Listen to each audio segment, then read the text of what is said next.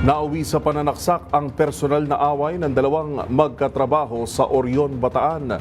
Patay sa saksak ang isang truck driver habang sumuko naman ang sospek.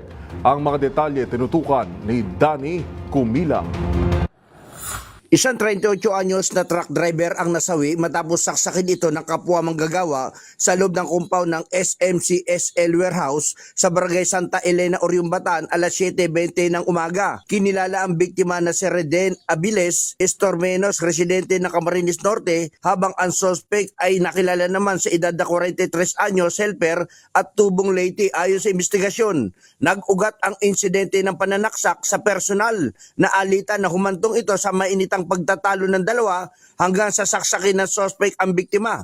Agad na dinala sa ospital ang biktima, ngunit binawian ito ng buhay habang ginagamot. Kusang loob namang sumuko ang suspect sa mga gwardiya at inaresto ng mga responding pulis sa lugar.